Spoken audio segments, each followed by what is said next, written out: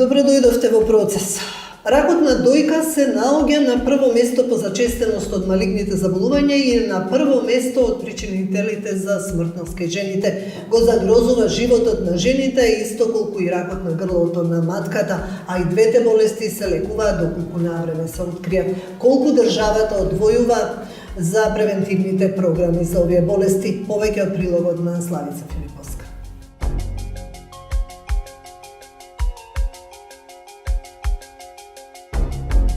Во Македонија од рак на дојка годишно умираат 277 жени, а од рак на грло на матка 30 жени.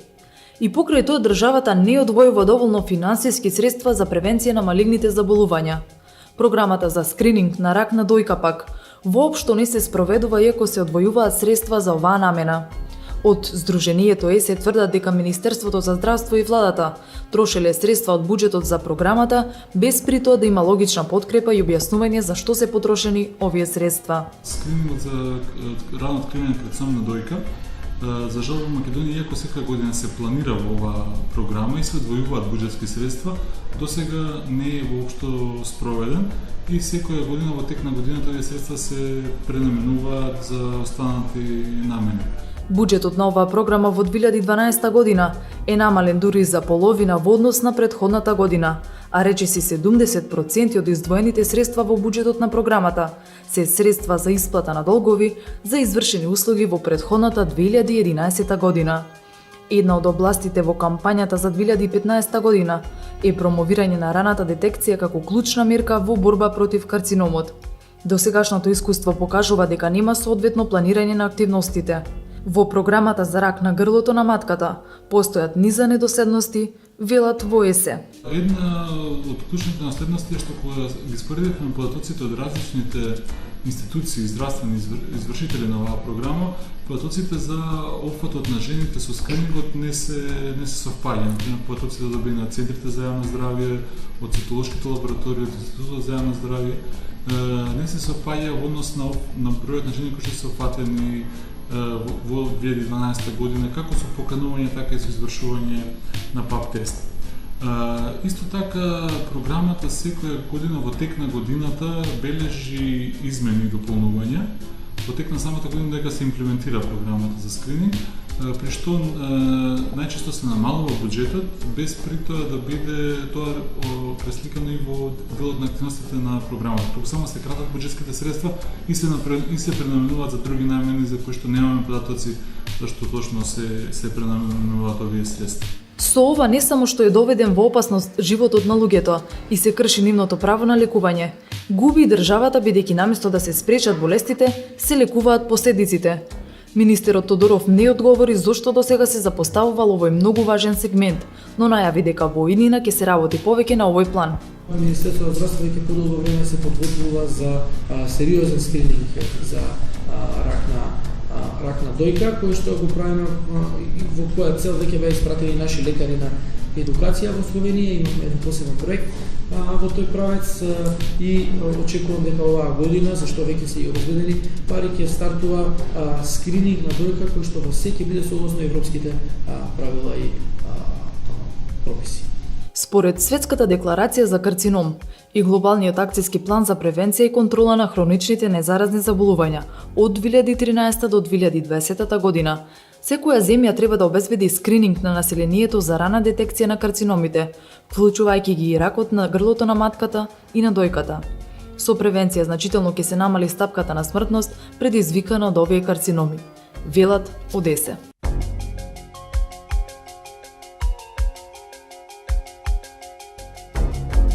Со мене во студиото се Боријан Павловски, координатор на програмата за јавно здравје и здравје на жените, и Дарко Антич, координатор на програмата за мониторинг и анализа на буџети и двајцата од Сдруженијето ЕСЕ.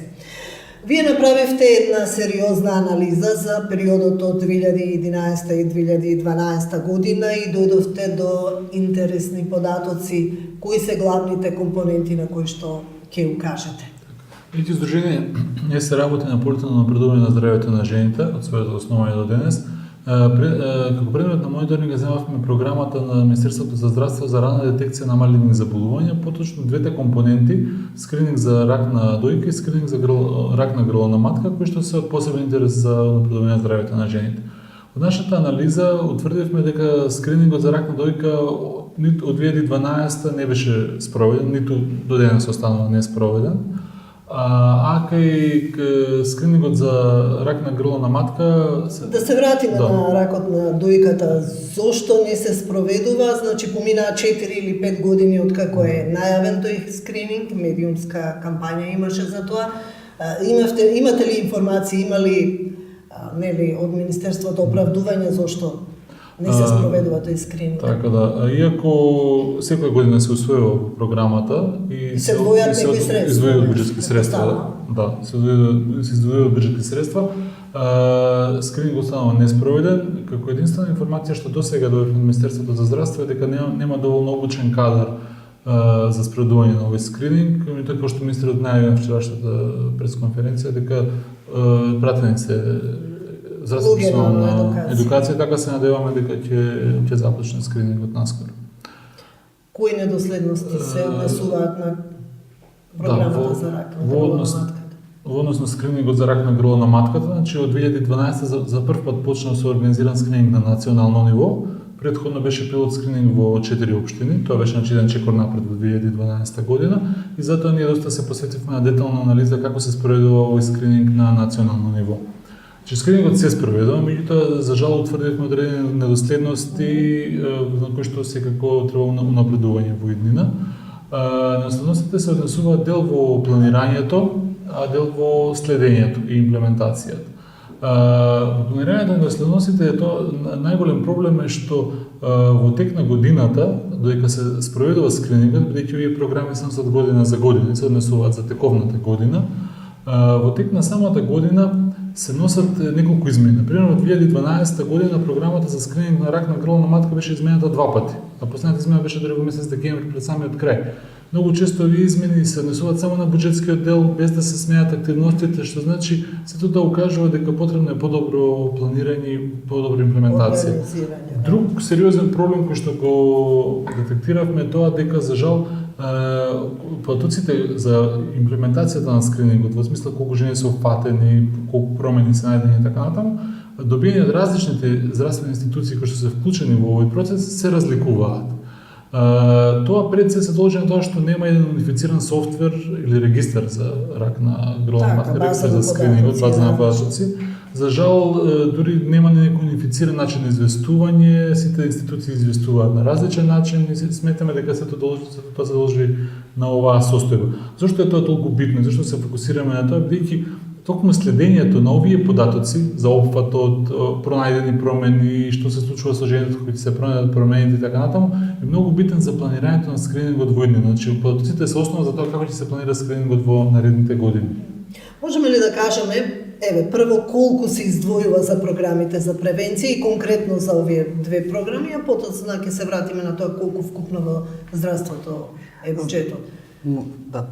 Во однос на програмата за рана детекција на малигни заболувања, во која што е подпрограма всушност во буџетот на Министерството за здравство, тоа е подпрограма 59, каде што се издвојуваат некаде во просек 32 милиони денари на годишно ниво, додека пак конкретно само за овие две компоненти кои што се дел од програмата се издвојуваат некаде околу 10 милиони денари. Дали се доволни? Дали се доволни? Секако не се доволни. Од буџетот на Министерството за здравство, конкретно за програмата за рана детекција на малигни заболувања, се издвојуваат некаде во просек 32 милиони денари.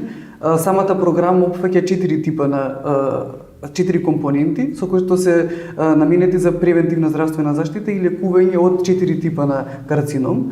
Тоа се карциномот на дебело црево, простата, ракот на дојка и ракот на грлото на матка. Ракот до 2011 година беа предвидени 3 типа на карциноми во самата програма, меѓутоа во 2014 и 2015 година бројот на карциноми кои што ќе се бидат покриени преку оваа програма се зголеми, меѓутоа средствата се намалуваат континуирано. Например, во 2011 година беа за целата програма беа предвидени 50 милиони денари, што во 2015 година, тоест во моментов, се намалени за речиси 50%, односно сега во моментот се 26 милиони денари. Значи, основен проблем во кај програмите за превентивна здравствена заштита и во буџетот за превентивна здравствена заштита е тоа што континуирано средствата наменети за имплементација на тие активности се намалуваат, што не е случај и кај во другите делови на буџетот на Министерството за здравство, како што е, например, куративната здравствена заштита. Значи, лекувањето, значи во државата повеќе пари се одвојуваат за лекување отколку за превенција на болестите. Што ова значи за конкретната оваа група за жените? Бидејќи зборуваме токму за две болести, за програмите. Точно. Например, во статистиката од Институтот за јавно здравје покажува дека во Македонија на годишно ниво просечно секоја година умираат околу 277 жени од карцином на дојка и околу 30 жени од карцином на грловна матка. Што значи дека околу 300 жени умираат од овие два типа на карциноми кои што можат да се излекуваат доколку навремено се откријат во многу рана фаза. Значи, препораките од Светската здравствена организација, од Европската комисија, од други релевантни меѓународни установи и држави укажуваат дека секоја држава треба да ги направи овие методи за скрининг достапни до своето население, односно да биде што поголем опфатот на населението со програмите за скрининг. Бидејќи сите светски податоци, како Светската здравствена организација, така и доснатите институции укажуваат дека инвестицијата во превенцијата многократно се исплати. Не само што, кога зборуваме конкретно за нашата проблематика, не само што би биле спасен поголем дел од овие животи, на овие 300 жени. Тоа е бенефитот. Тоа е едно од најголемите бенефити, секако. Туку се намалуваат и страдањата, се напредува квалитетот на животот, се намалуваат страдањата на семејствата, тоа е прво и основно, а понатаму и самата држава со тоа што ќе инвестира во превенција и скрининг, ќе заштеди на лекување, бидејќи сите овие карциноми кои што не се откриени во рана фаза, ќе се откријат еден ден во многу доцна фаза.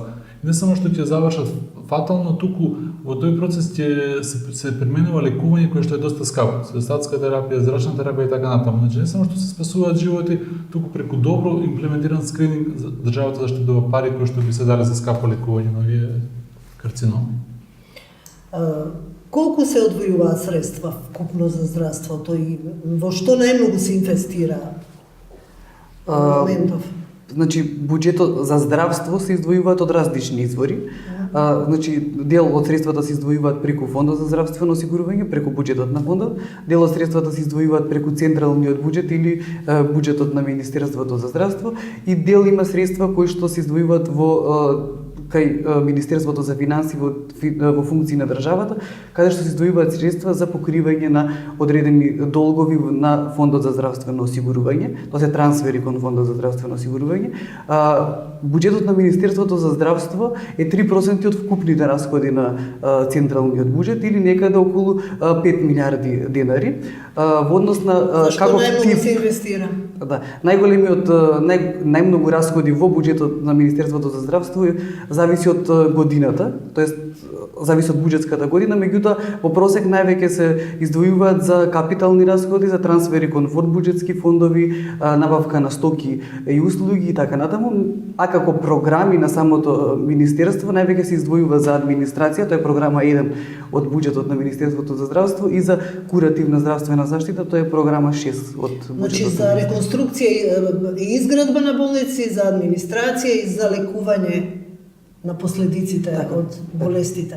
Што не е случај или како што кажавме и претходно со превентивната здравствена заштита, каде што буџетот релативно секоја година се менува. Пример за превентивна здравствена заштита се издвојуваат 500 милиони денари, кое што е всушност 11% од вкупниот буџет на Министерството за здравство, а за куративна здравствена заштита во просек се издвојуваат на годишно ниво некаде околу 2 милиарди денари, кое што представува всушност 51% од буџетот на Министерството за здравство и како што кажавме програмите кои што се во делот за превентивна здравствена заштита континуирано се менуваат или во просек некаде околу 30% се намалуваат во текот на годината и така средствата за поединечните програми, а додека пак од овој буџет се трошат некаде околу од 70 до 80%, односно 20 или 30% остануваат непотрошени секоја година, согласно податоците на во завршната сметка на Министерството за здравство, а додека пак додека ова не е случај во делот за куративна здравствена заштита, каде што средствата секоја година се трошат во целост, речиси во целост, односно колку што е планирано и толку и се троши и релативно многу малку се намалуваат, односно се изменуваат во текот на годината. Ова значи дека треба државата да направи сериозна анализа и сериозна стратегија каде да се насочат средствата и зашто да се трошат. Да, значи државата конкретно за овој дел, тоа е за лекување или превенција од малигни заболувања, има национална стратегија, значи има и програми во буџетот за кои што издвојува средства. Да, дека или дел не се спроведуваат, а дел имаат недоследности или пак се намалуваат средствата. Така е. Меѓутоа не располага, како што кажавме, со квалитетни податоци или со различни податоци. Значи нема централна база на податоци кои што би се искористиле за анализа, односно приоритизирање на проблемите на населението или приоритизирање на тоа за што ќе бидат насочени средствата од буџетот на Министерството. Конкретно жените во овој дел имаат потреба, се јавува, се зголемува бројот на жени кои што умираат од карцином на дојка или од карцином на грло на матка, меѓутоа средствата континуирано се намалуваат. Се јавува потреба и се што покажуваат и податоците или статистиките, меѓутоа треба да се најде начин како и најсоодветно би можело да се одговори на овие потреби или да се издвојат и средства соодветно на потребите на граѓаните. Ги повикавте надлежните институции, очигледно вашиот глас се слушна, јас претпоставувам дека и претходно вие сте имале соработка или сте барале прием. Ке имате една средба со министерот, кои се најважните работи на кои што ќе му кажете? Точно така, по најавата на министерот на вчерашната пресконференција добивме покана денес ќе оствариме средба со министерот во Министерството за здравство. Пред се ќе му ги предочиме на министерот сите наши наоди преку мониторингот и пред се ќе апелираме за вклучување на граѓанските организации во процесот на планирање на овие програми. Особено граѓанските организации кои што работат на полето на мониторинг или на слични полиња на кои што се однесе одредена превентивна програма. Тоа би било од клучно значење, бидејќи имаме доста сознание, би помогнале во креирањето на самите програми и секако би ги посочиле сите овие наши наоди пред се креирање на унифицирана база за собирање на податоци и сите овие други препораки за кои што зборувавме денеска во смисла на соодветно планирање и соодветна имплементација на програмите.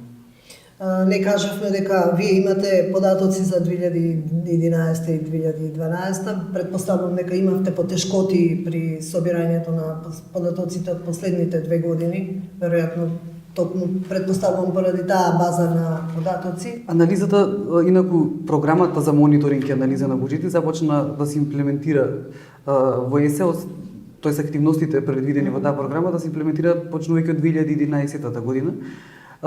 Кога и почнавме континуирано или активно да прибираме податоци, конкретно за имплементацијата на превентивните програми. Зашто нема свежи податоци од последните 2 години? Станува збор за потешкоти при добивањето на податоците или во текот на 2011, 2012 и 2013 година немавме потешкоти. Не зборуваме за квалитетот на податоци кои што го добивме, значи квалитетот е низок. Меѓутоа, сепак ги добивме бараните податоци, тоест она што го баравме и го добивме, што не е случај и во 2014 година, кога обемот на податоци кои што го добивме е релативно намален, што ќе се надмине со новото вклучување на Сдруженијето ЕСЕ во работната група за отворено владино партнерство, каде што заедно со Министерството за здравство предвидовме активност за креирање на унифицирана форма на податоци или известување и ја утврдивме фреквенцијата на објавување на податоци за имплементацијата на превентивните и куративните програми. Иако зашто анализите се однесуваат на 2011 и 2012, тоа е заради тоа што нема податоци кои што би можеле да се добијат во текот на самата календарска година, туку треба да се чека да се заврши со годината и да се добијат податоци за претходната година.